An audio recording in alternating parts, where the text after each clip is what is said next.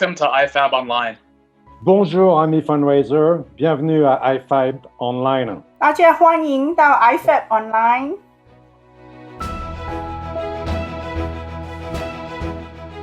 Bonjour.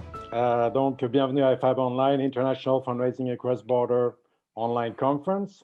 Today, we're going to talk about fundraising for North America from Asia. Did you know American universities have reported more than $1 billion in gifts from China and Hong Kong since 2014, making China their largest source of foreign donations? This data comes from the US Department of Education. I'm Arnaud Marcillassi from Paris, France, and I'll be your moderator for this session. Two great panelists are joining me, Marina Tan Harper from University of California, Davis. Bonjour, Marina. Bonjour. And Ivan Shin from University of New South Wales, Sydney. Bonjour, Ivan. Bonjour, Arnaud. I will tell you more about our panelists in a minute, but first, a few words about me because it's my birthday and it's really my birthday. I run an international fundraising consultancy based in Paris, France. I work for clients from various sectors: higher education, cultural, humanitarian, environment, medical research. My clients are in France, Belgium, Switzerland, and Francophone Africa. Before being a major gift fundraising consultant, I worked for a few years in Canada at World Vision, one of the largest child sponsorship organizations in North America.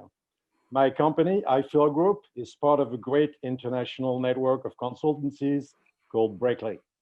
Today, believe it or not, like I said, it is really my birthday, and I take moderating this session as a great birthday present.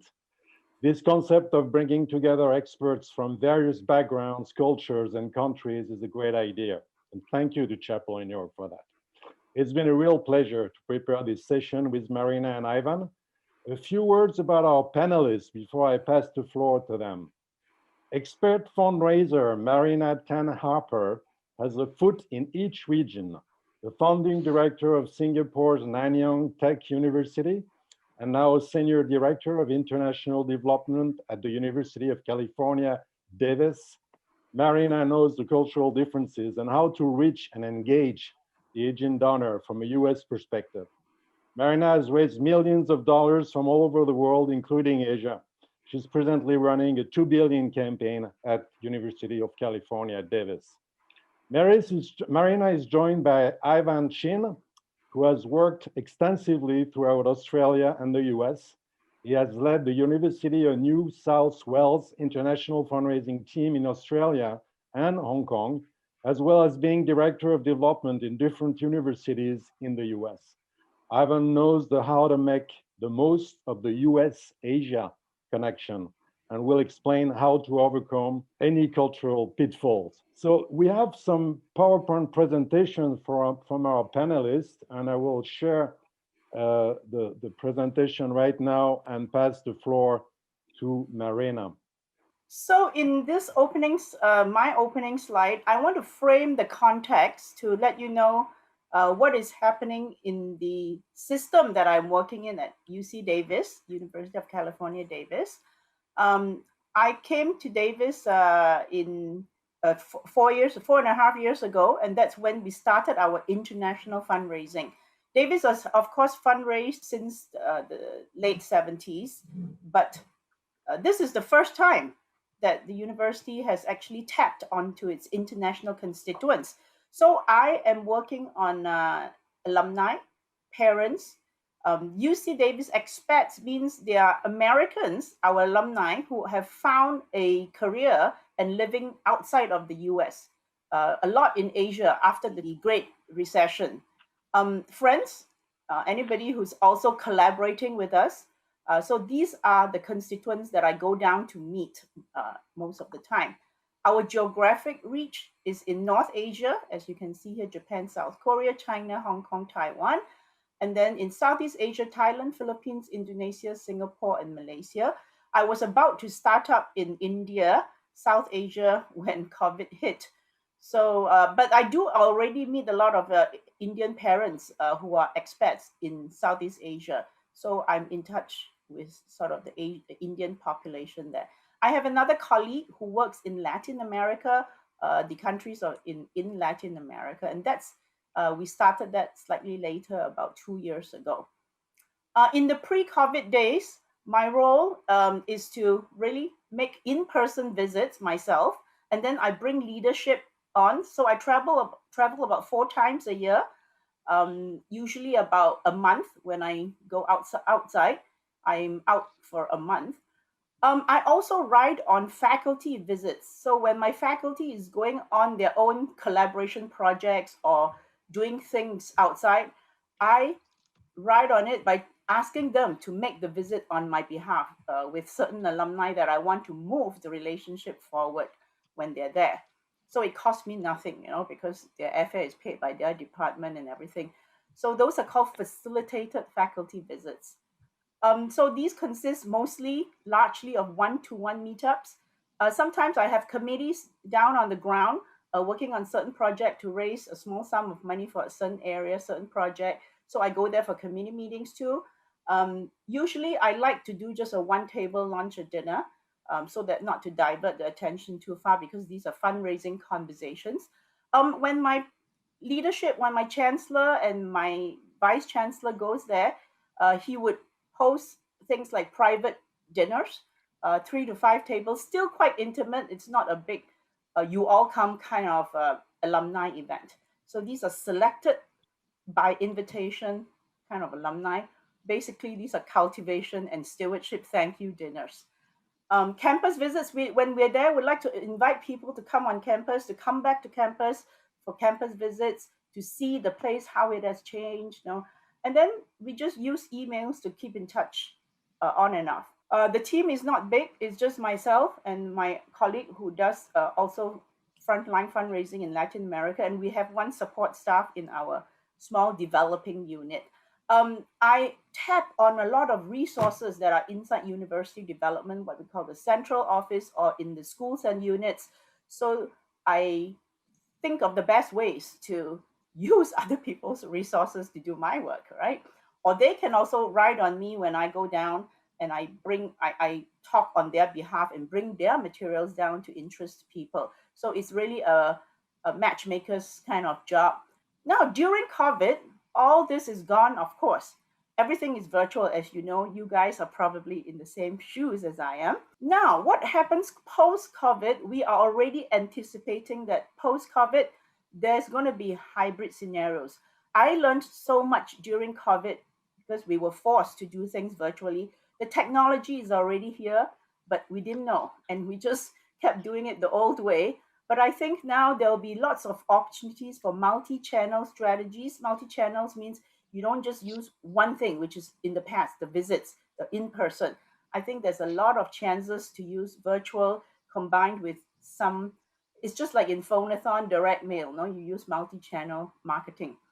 I think there's a lot of opportunities to ride on other departments' virtual programs, as I found out during COVID now. In fact, my university, UC Davis, just launched 2 weeks ago our public launch of a $2 billion campaign. You'll see behind in my backdrop. It's called the Expect Greater campaign. We passed the 1 billion. We were at 1.2 billion at the time of public launch of this campaign, which was all done virtually. It's quite amazing. It was originally planned as an in-person, maybe 100 to 200 persons. But when a virtual event happens like that, we had more than 1,000 people attend this public launch. So it was a surprise. In fact, I'm planning another event, a gala recognition event in Taiwan. Hopefully it will become a virtual event. We had to cancel the meeting like 3 times. No, the event is terrible. So I think the learning here is hybrid would probably be the way to go in the future. Thank you, Marina. Ivan. Thanks, Marina. Although my experience isn't nearly as exhaustive as my co-panelists, I've enjoyed working with overseas and international constituents since 2011. As Arno mentioned, by way of background, I've been with the University of New South Wales, or UNSW, since 2016. my vice president and I were appointed to develop a US-style fundraising program at an Australian university. So I hope that our participants find my experiences and my examples to be equally relevant. And before joining UNSW, I had the opportunity to engage in international fundraising at both Caltech as well as at UC San Diego's School of Global Policy and Strategy, from which I've included photos of one from each institution on that slide. From my experience, the target audience has been very similar to what Marina has shared previously, so I won't go into too much more depth there. With regards to where my team and I have focused our time and energy, it's really been city-based. And you'll note the cities where I've had experience. I've asterisked Jakarta and KL because these are cities that I haven't necessarily traveled myself, but because we have a significant presence there, members of my team have gone there.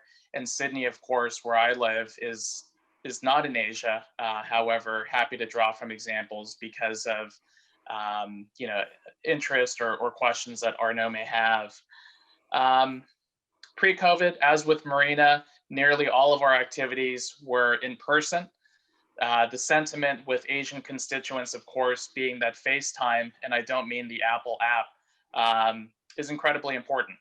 Our international development team at UNSW grew overseas giving primarily out of Asia from 6% of what we call new funds raised to about 12% within about 24 months or so. So there was a lot of interest, quite a bit of low-hanging fruit, and a lot of energy that we put into our efforts, spending time and building relationships and strengthening relationships overseas. And certainly post-COVID, everything has also shifted online. Here in Australia, our borders have virtually closed to any sort of outbound international travel. So we can't really even get overseas if we wanted to. And combined with the financial pressures being faced by nearly all Australian universities as a result of funding models, in particular fees from international students, many are having to think about and reconsider what is the investment in international fundraising going to be. So these are just a few of the things that I wanted to help frame the context from my end, and look forward to the discussion as well as to the Q&A. Thank you. Thank you, Evan. Marina. So in this slide, first, if you're coming to Asia to fundraise, you must have an understanding of Asia from these contexts: the geographic, political, and historical. When I say geographic, sometimes I talk to people who come to Asia, they don't even know the geography of Asia. So that's quite sad. So just open up a map. You are looking at in South Asia, we're looking at Pakistan, India, Bangladesh. Most of us are fundraising in India. North Asia consists of China, Japan, South Korea, all right? Where is it? Over here. South Korea, China is really big. I don't think anybody's fundraising in Mongolia, I'm not sure, but China definitely in the East Coast here, North Korea, Japan here, Taiwan. Then you go down to Southeast Asia. Southeast Asia borders from what we call Myanmar today, it used to be Burma, all the way down out to Indonesia, and going down is where Ivan is at in Australia, which is sort of down here, all right? So now that these are called the nation states of Southeast Asia today. Now I need you to also understand that historically, these nations here are not called Southeast Asia. This was never really a name in this region, and it was sort of an unknown area with these little old names here, because the area from 13th century to up to 19th century was colonized by a lot of people, okay? So in the Philippines, the Spanish were there, and then the British East India Company first landed in South Asia in India, and then they moved out here to Burma, and you guys know the song Bridge Over the River Kwai. That was the famous. And then you have Malaysia. Now, Malaysia is divided to West Malaysia, which is the southern part, and then East Malaysia here. Singapore in the old days was called Temasek. There wasn't even the word Singapore. Most of these lands here, I would say, became nation states mostly in the mid 1900s.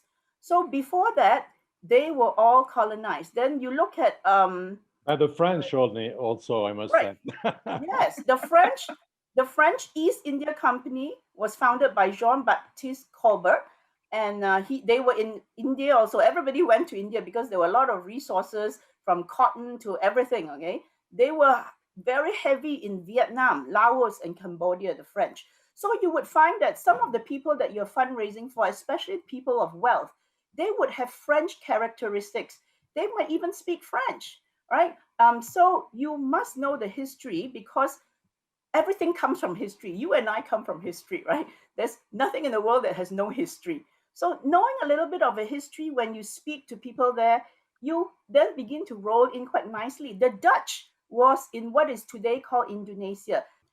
They were actually preceded by the Portuguese and the Spanish, who were there since Marco Polo came in the 13th century. So you see the history, Portuguese, Spanish, then the Dutch East India Company came in. Thailand was never colonized. Now, it was called Siam. It held itself, and it was really the only country that was never colonized. China in those days was under the Qing dynasty. Now, the Qing dynasty is the last imperial dynasty. They were under the Manchurians. The Manchus came down, conquered China, ruled for 300 years as a Chinese. The Manchurian became absorbed into the Chinese culture. It's quite strange, right? The foreigners came and they became Chinese. So they governed China for 300 years until 1912, when Pu Yu, the last emperor, the movie that you saw, when it fell, that was the last of it.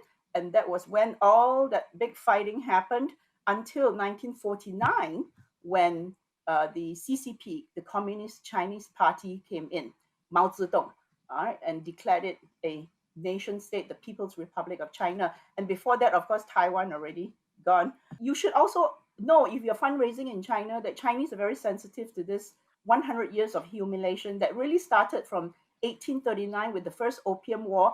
There were so many rebellions and wars that took it all the way up to 1949, before there was a settlement of Mao Zedong's CCP Communist Party.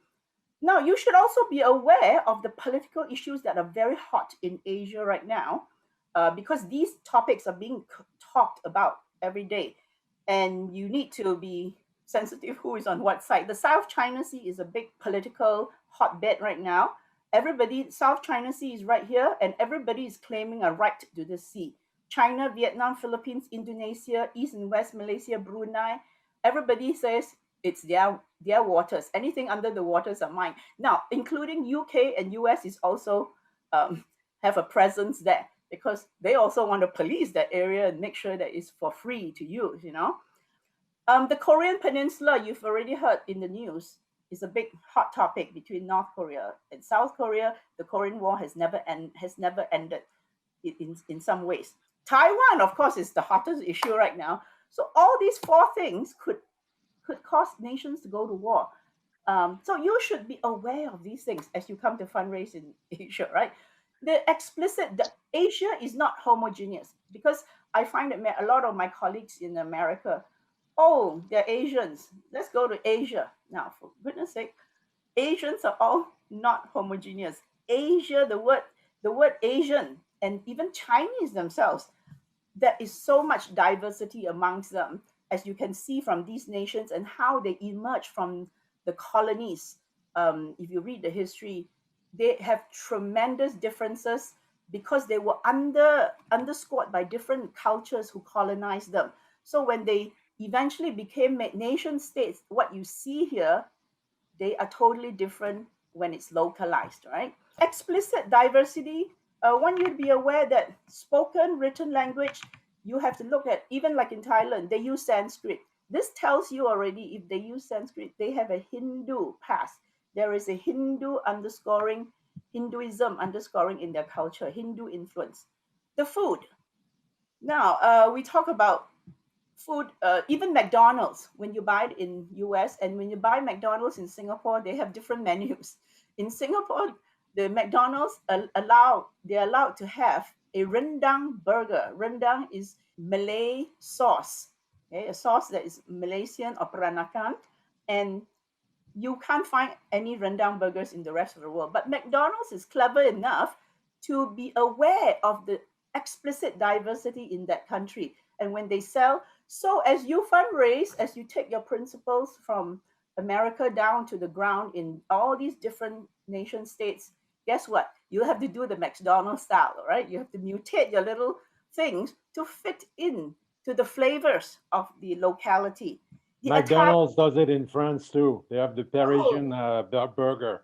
Yeah, exactly. Or else I tell you, you're not going to have no business, right? Same with fundraising, right? So your attire, you notice that in Singapore, we have a group called the Peranakans.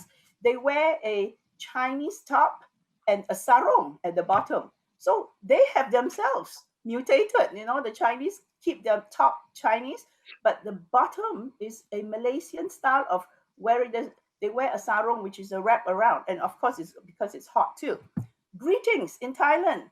Swadika for a female. You notice that in some cultures, the male and female use different sort of ending. For me, if I say thank you, I say kop kam ka. But if it's a guy, he'll have to say kop kun kap. That's for a male. So you will start to notice these explicit diversities. Festivals, a lot of people are celebrating the lunar events, right? Whether it's called Chinese New Year or South Koreans call it differently. So you'll be aware of these. Now, worship, rituals. You heard of your friends go tomb sweeping, right? Chinese, Qingming, they go tomb sweeping. It's not because they can't hire somebody to sweep the tomb. Why tomb sweeping? Tomb sweeping brings back to the flavor of Confucianism, where a lot of Asians are very filial to their parents. The element of filial piety is expressed explicitly in what is called tomb sweeping, means I respect my parents. Every year I go there and clean their the places where they are buried, right? That is tomb sweeping. Body language, you notice that in Thailand, Swadika, there's no body touching. There's a lot of very distant. It's not like America, right? Everybody starts hugging, even if you don't know one another. Actually, this is very good for COVID, all right? There's no hand touching. For COVID-19, this is a perfect way of greeting for all over the world, I think. And then how high you put your hand means what respect I'm paying to you. If it's the high priest, must be higher. The king, your head must be below that. If it's just a friend, maybe right at the heart, right? So you have to know this explicit language. This is body language. Gift exchange. The gift exchange is there to help build the relationship, the guanxi, right? And then there's reciprocity that is so enormous in Asia. It's an endless circle of dance, all right? You give me, I give you, and the thing doesn't seem to stop. If you want to know more about this, you should read the book called The Gift by Marcel Mauss, written by a Frenchman, right? That in fact, reciprocity was performed back centuries ago. And this is the way humans have done this. Now, implicit diversity is even more difficult. There are modes of persuasion by ethos, pathos, and logos. Ethos is based on ethics, all right? So you have to know the person that you're talking to, whether he is persuaded by ethics or pathos, which is emotional, whether he's more moved and can be persuaded by emotional language, emotional examples, or logos, which is very logical, right? Some people are just logical. So the giving impulse could be from the heart or all the way to the head. And you need to, at a glance, or maybe through a few times working with him, meeting him out for lunch, know whether he's going to be persuaded by whether it's ethos, pathos, or logos. And knowing some of his ancestry might also help. Here, I want to quickly read to you one of the paragraphs I hear. This is from my PhD that I interviewed one of a 90-year-old woman who finally explained to me, for Asians and for Chinese especially, it is more than family. It is about ancestry. So this is how she said. We are but a link in the journey of our family's ancestry, receiving the gift of life from our parents and the endowments that our ancestors have blessed us with. We contribute something back to pass on to the next generation. This is our role as a link in the human chain in this everlasting journey of mankind. Now, so this tells you how your prospect is thinking, what kind of gift and how it is structured. And another guy, he came and wanted to make two endowed gifts. So I said, do you want to name it after you and then your family? I thought, oh boy, I'm hitting it right on the head. He's a businessman. I name it after. He says, oh no, no, no, please don't. Uh, Perhaps my children will remember to honor me when the time comes for them to give back, to follow my footsteps. But for now, I want to name it under my two parents, one father and one mother's name.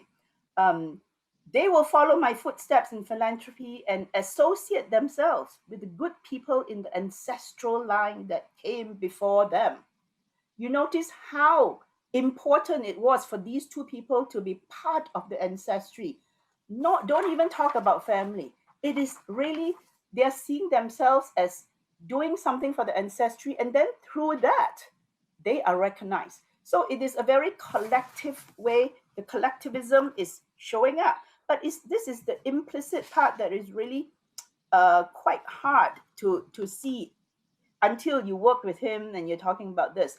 The collectivism is basically coming from Confucianism, where Confucianism is basically the hierarchy and order of relationships in the family, and of course, outside of a family, in the village, in the country. How should a king act? How should a father act? What is the responsibility of a child to a father to the wife? And so all these things makes them very collective. They know their role. They don't exist for themselves. They exist for the good of the broader picture of the family, the village, the ancestry. And sometimes when they give, they want to be low profile. They want their family or the ancestry to be highlighted, not themselves. So a gift in honor of their ancestry or their family, it would be very hard for them to say no. Say, well, Mr. Chen, would you like to make a gift in honor of your family? It's almost like he cannot say no, right? Then we can talk about it. And they want to be quiet because they want not themselves, but that bigger picture to be known. The Guanxi, then people say, wow, this China Guanxi is really complex. Why is it like that? It is because in the past, law in China is very weak. If something goes wrong, they don't have to go and report to the law, the government. They just go back and tell the patriarch of the family.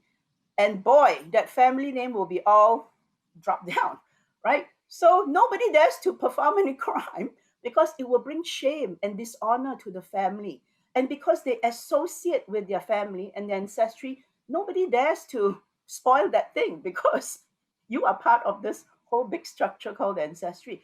But in all this, although there's a lot of materialism, a desire for money and all that, they still have a very, very high respect for American education.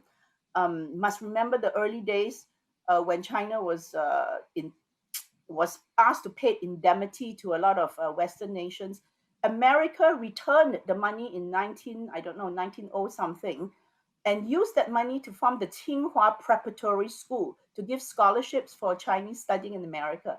So from those early days of the Tsinghua Preparatory School, which today, of course, became Tsinghua University, they have always admired American education system and that goal of education to bring this concept of that freedom, the choice, a person's choice to make choices.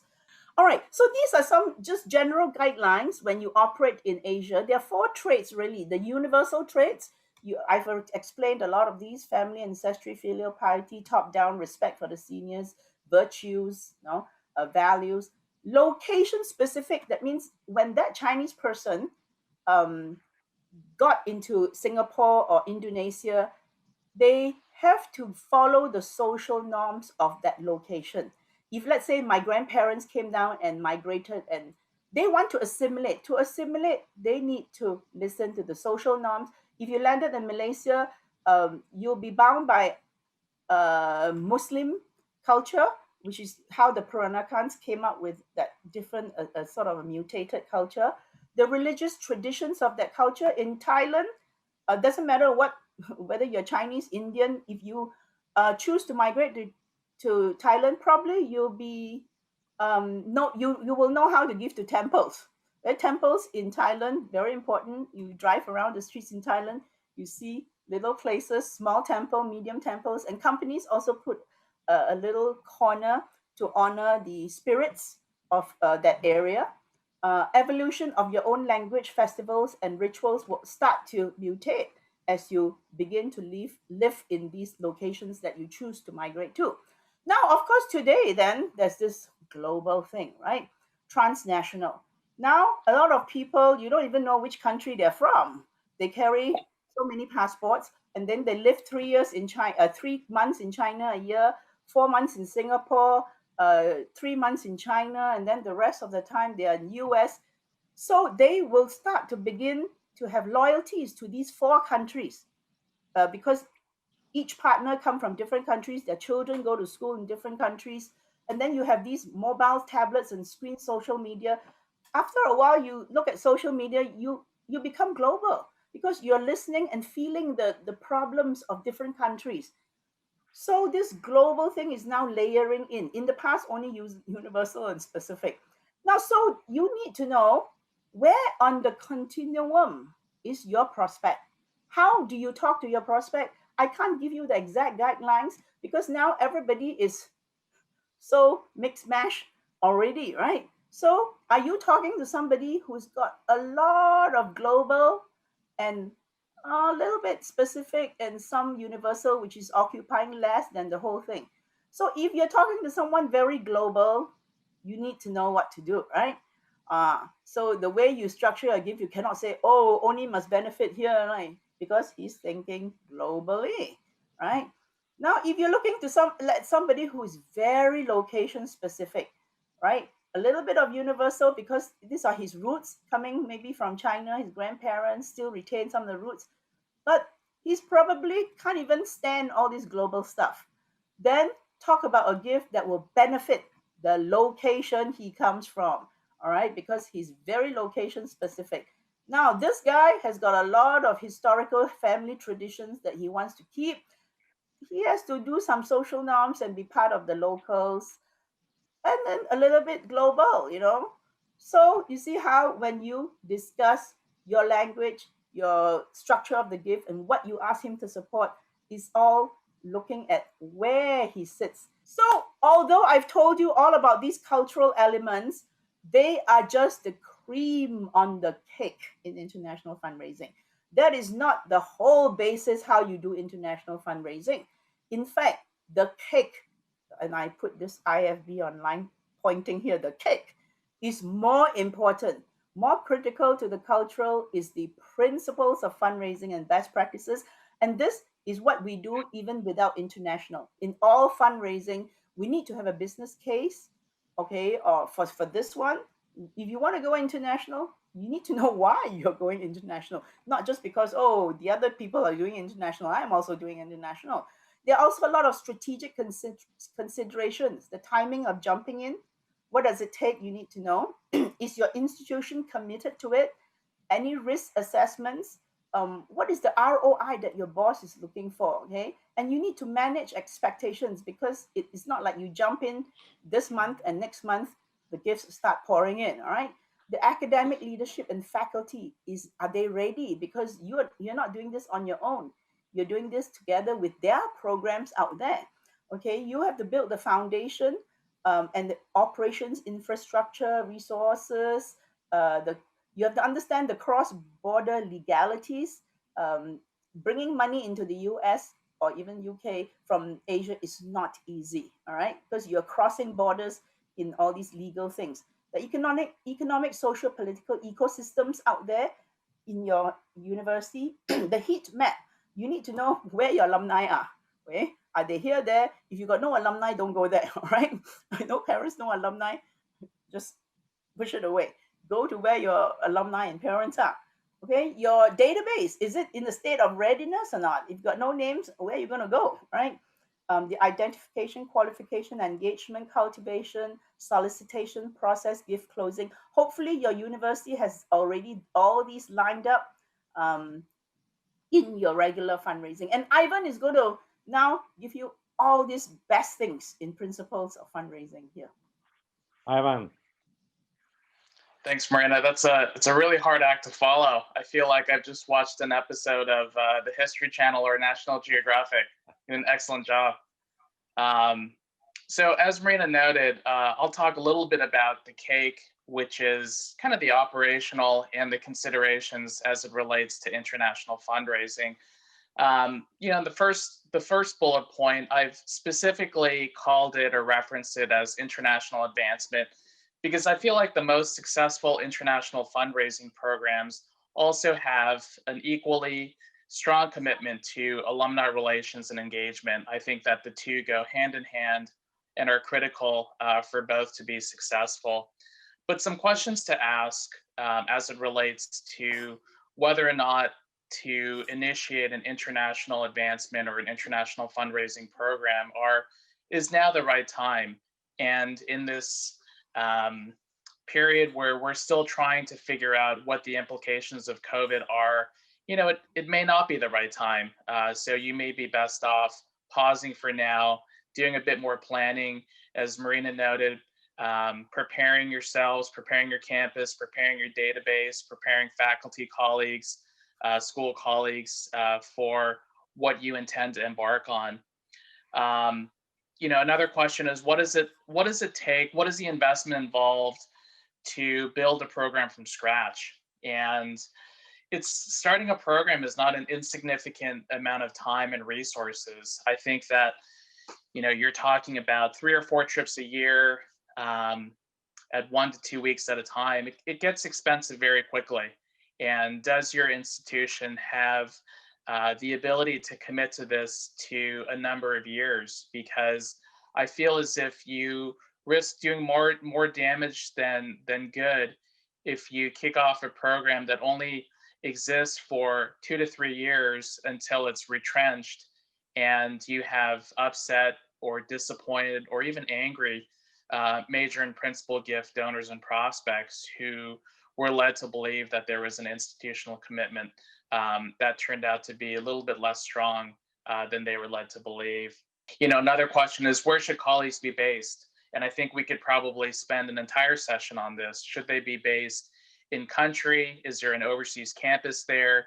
Should they be based at the home institution? Should they be individual contributors working from a home office? There are a lot of considerations there. The second dot point, as it relates to collaborations, it's incredibly important for development colleagues who focus on overseas prospects and fundraising to have a strong relationship with their school or college-based colleagues, because it's really important for the college and the school-based colleagues to feel comfortable that someone other than themselves will be meeting and building and strengthening relationships with some of their best and most generous donors who happen to live overseas. And likewise, it's really important for the international fundraising colleagues to collaborate with school and college-based colleagues to help come up with priorities, campaign priorities that are going to resonate and be meaningful and be attractive and appealing for international alumni or parents or constituents who happen to live overseas. With regards to events, again, this goes hand in hand with the importance of an alumni relations and an engagement program. How do we use, large scale alumni summits to, as Marina mentioned earlier, small group lunches or dinners to deepen relationships with donors and volunteers? We want to be able to, provide great and meaningful opportunities for some of our best prospects to perhaps host or be an MC at an event, or to ask them to help underwrite the cost of the event, or to be a speaker. And likewise, we want to build the pipeline of board members or advisory council members in country. And how do we use these events to do that? And then finally, I think what Marina and would hopefully agree is that oftentimes when we're overseas on trips that are intended to be focused on fundraising, and we're traveling with either university leadership or school and college leadership, we're often asked to participate in relationship building with academic partners, with governments, with NGOs, and it may feel a bit uncomfortable at the outset, but I would really encourage everyone to embrace these, because we learn so much from these conversations, being at the table, learning a bit about what makes these other academic partners tick, what are their priorities, and being able to even build relationships with development teams from these other universities, which help us strengthen our pitch, help us understand the landscape better. And it's always great to meet new colleagues who happen to be working at other universities.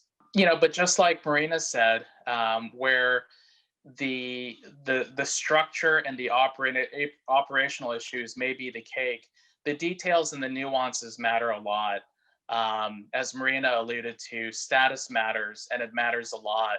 Oftentimes when I'm in Singapore or in China, there's someone who is identified as the godfather, someone who has either been the most successful or is the earliest graduate from the university, and everyone looks up to him, and everyone wants to know what that alum is doing, because they don't want to make a gift that may outshine that alumnus. They don't want to make a gift, in fact, that is greater than the gift that that godfather might make. So it's really important to make sure that we don't underestimate the importance of status.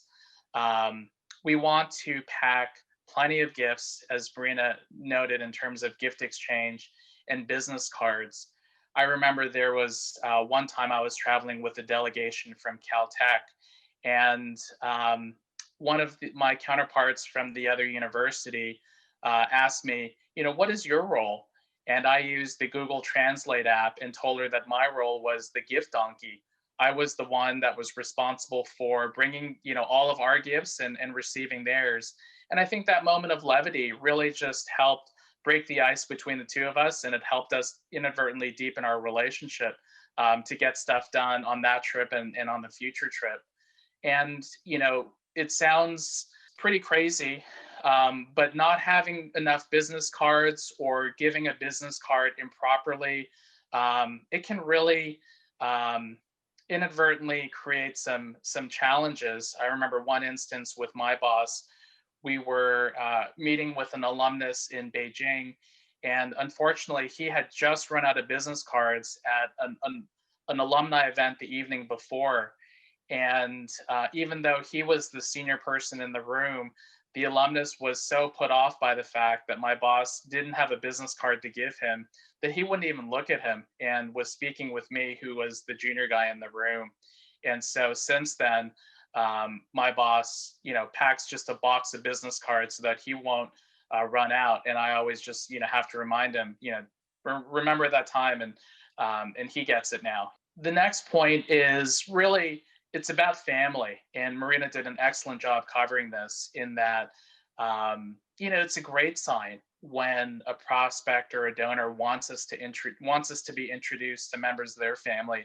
It means that the relationship that we've built is strong enough and meaningful enough to them that they want us to meet members of their family. They want to bring us into their world. And while that's less common in the States, it's something that we want to embrace.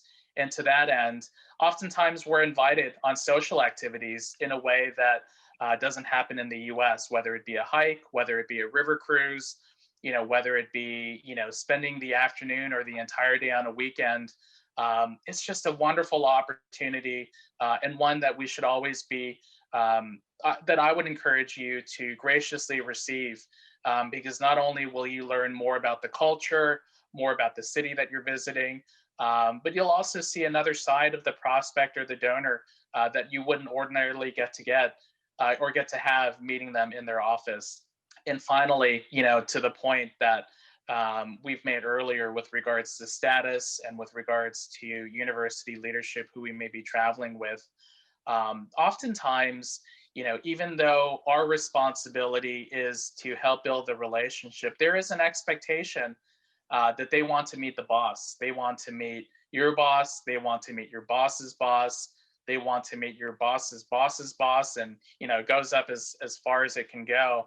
And it's by no means any sort of disrespect or any knock on what you've done or what we've done, but it's simply they just want to be in the room and have a conversation with the most senior people with your university or your institution.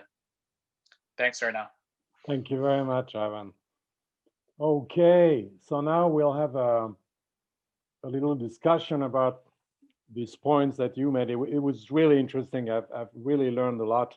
I have clients in France, universities, NGOs, who were looking before at the US like the heaven of fundraising. And actually, they still think it's the heaven of fundraising. But now they're looking at Asia as the next fundraising heaven. And like for the US, they just think that no, we have a great case. So let's go there and meet some people, and they're all gonna love us and give us millions of dollars. It's obviously not the case. It's very complicated. It takes a lot of preparation, and I think we've heard that from you guys, the two of you. And in the present time, I mean, it's not only about COVID that is preventing us from traveling and having a relationship with our donors or different kind of relationship, but it's really lots of cultural issues, and then there's the what you call the cake. And my first point was about that cake. Is the cake really the same when fundraising in Asia? And when we prepared this session, we talked about this French writer, philosopher, Tocqueville, who wrote this book in the 17th century, Democracy in America. And even at that time, he was mentioning how people were, getting together, the volunteering, and the sense of helping each other and getting together to make the society better and all that stuff, which is completely different in Europe and especially in France. So that's my first point, and the kind of a dialogue with you. Is the cake really the same when it comes to fundraising in Asia? Yeah, so the cake, the original cake, usually people make reference to the original cake as coming from the US, because in the US they have done professional fundraising since 1970. So they've got all these principles all nicely packaged and best practices, and then you have case, that has so officially marked the milestones of a program, how it goes. So I think a lot of people would take the original cake from the US, but as you bring it down to France, to Germany, these are welfare countries, welfare state countries. Then you have bring it to China, even more welfare because they're communist system. You want to make sure that the government knows that they're doing their job as a social welfare state, providing all these things. And then in Southeast Asia, where there's a lot of capitalism, money coming out, US capitalism, I think the cake has to mutate. The cake has to mutate because I showed you those traits, the universal traits, and then the location specific traits. Even McDonald's mutated their cake, right? The cake was originally the burger from McDonald's in the US, but when it went to Singapore and Malaysia, they came out with a rendang burger. When they went to France, they got their little different. And then when you go to Japan, you must tune to the taste of the Japanese. Your cake has to be different. It's just like playing variations on a theme by Paganini. You have the main variation, all right, nice tune, and then he goes twangy, twangy, twang when Paganini, if he really arrives in America, his tune is changed because he smells the American spirit and he has variations. So I think we also need variations on the theme, but it does not change the fundamental values of the principles. The very principles of fundraising is still there. Relationship builds the dollars. Okay, you just don't go there and dig up the dollars. You build the relationship. So relationship building is different from country to country. Here's where the variations takes place. So, I mean, I'd agree with you. And, Marina and Arno, we'd had a conversation that my sentiment is that the cake in Asia is pretty similar. It's just a bit more starchy, a bit more glutinous, and generally has a bit more red bead. It's still delicious. And I feel as if the opportunities and the way that we go about things, by and large are pretty similar. But we just have to, as Marina did such a wonderful job pointing out, have to adjust and make sure that we're not taking a one size fits all approach, and we can find success regardless of where we are. Okay, moving to the next point, which is the icing on the cake.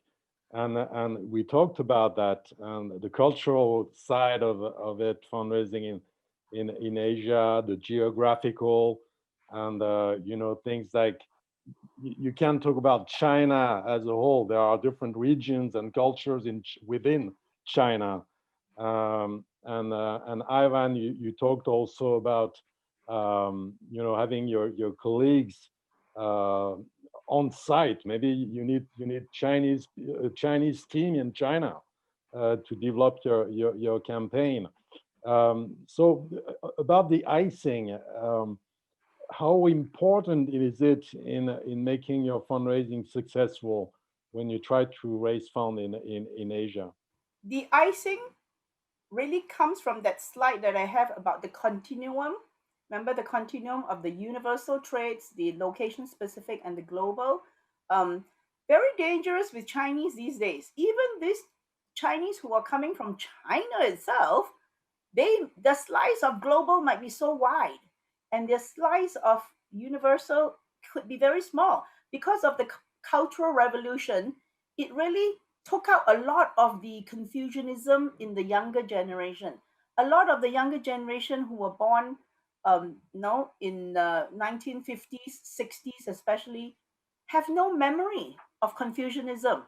It was gone, so they have no slice of Confucianism. So don't be fooled. They look like a Chinese, but they don't know Confucianism. In fact, I, who lived in Southeast Asia, knew more Confucianism rituals and worship and whatever, ancestral things, because my grandparents left China before all these things happened and took with them all these rules and rituals and then planted it in our families outside of China. So the guy outside of China knows more Confucianism embedded in him than the guy who is living in China. So if you don't know the historical and political culture of these nations that you're now fundraising from, it is very sad because they look at you. After that, they go home, they laugh. Because one time I went and talked with a British person, and she asked me whether we still live on trees. I was like, oh my God, live in trees? That is like Tarzan. I don't know any part of my own history where my ancestors lived on trees. I don't know where she saw the comic book or something like that. So it is like that. We could say something so funny that they go home and they laugh, So I think that icing thing is all about that, the continuum. So you need to understand where your prospect sits. And how do you know these things? Some of these things are through conversation.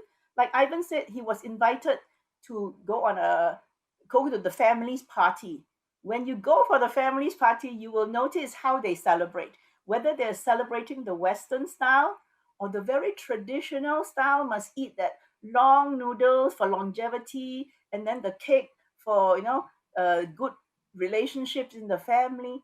You will then know whether this person is very stuck to the traditional family values, or that Chinese could be a total Westerner. He's raised in America and don't know anything about his own culture. Then you talk to him like an American.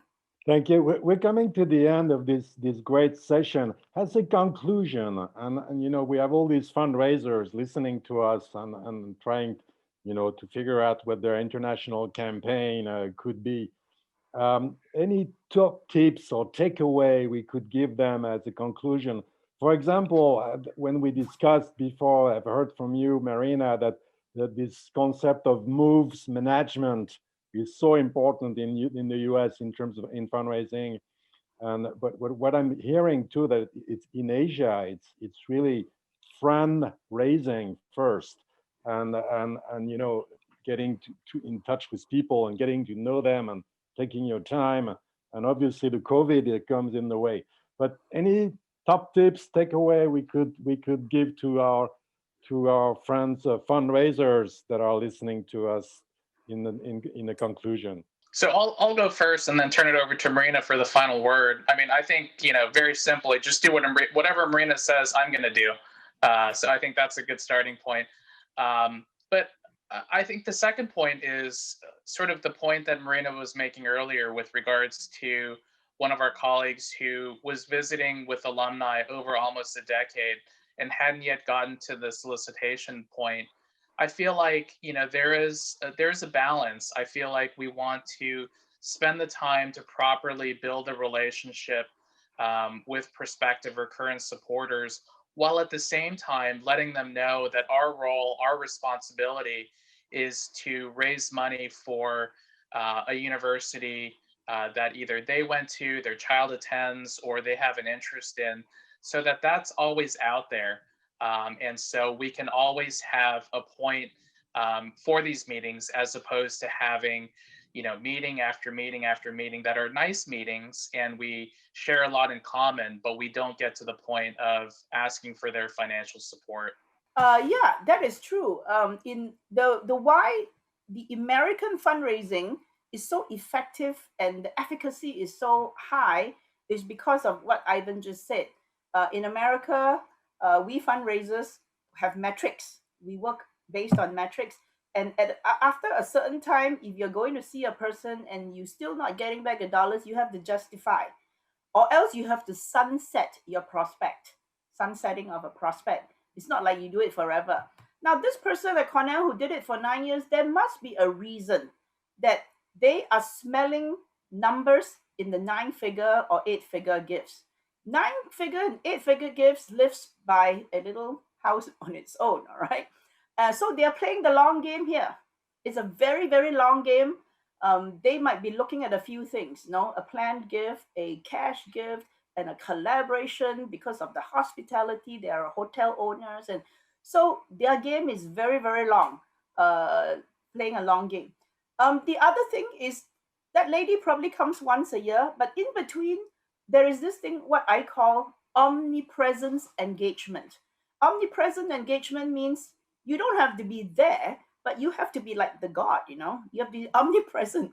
Every time they think about, when let's say they inherited some money, oh, who should I give to? UC Davis. It must be at the top of their head. And how do you become a memory at the top of their fingers? They don't recall other names, you know, suddenly they only recall UC Davis. It is because you have every 3 months sent them something that they're interested to read about. I've already known that no, he raised 2 children who are fully handicapped, and I have an institute, a Mind Institute, that does really autism, handicapped children, and he's probably reading the stuff so that when he inherits the money, boom, he needs to know where the money goes. So your omnipresent engagement, you have to figure out how you do it, but you have to earn the support. You cannot just say, because hey, I show up 9 years already, every time 1 year I should be getting your money. You really have to earn the money. You have to earn the support. You must not feel that, oh, the other guy's job is easier, mine is harder, because, you know, as a fundraiser you might say that, and we all have that tendency. It's natural. You have to work with the cards that you were dealt with, just like how you were born, right? You cannot blame, oh, you are a bad parent, you don't have money, mother. You know, I wish I was born in the other family has more money. We all have cards that are dealt with when we were born, when we came into the job. And some of the cards are very hard in some places, some harder. So you have to realize that your cards are actually the best cards. You must believe that your cards are the ones that will work, and you work within the context that you are. You leverage on the positive things of what you were given in your organization. And like Ivan said, you must dare to take the first step. You cannot over analyze and over research and everything. Once you take that first step, that data that you collect in talking to your alumni or soliciting your alumni, a mailing or whatever it is, that will give you the reality of what you imagined. Sometimes once you overanalyze, your imagination is different from what's on the ground. And that's dangerous, no? So once you take the first step, you get a sense of reality, and you use that data to adjust your program back and forth, front and back, sieve it around, you know. It's like air fryer. You got to open halfway to see where it's cooked, you know what I mean? Whether you need 5 more minutes, 2 more minutes, or don't do anymore. It's all black already in the air fryer. You're going to pull it out. So take the first step. Don't be afraid of that first step. Nothing can explode, you know. Just take the first step, get the data, and see whether your imagination is still good, you know. And I think I sometimes use fundraising committees on the ground to advise me. I don't know all the nuances of the cultural stuff. The people who are helping you are your alumni in your committees. They can tell you, Marina, you look really stupid. You know? So I'm also advised by other people who knows the ground better, especially in international fundraising. And then my bosses, they're all in American ground, right? They think it should be like that, like that, like that. Just take it with a pinch of salt, because nothing is more realistic than when the people on the ground, when you take that first step, ouch, you know?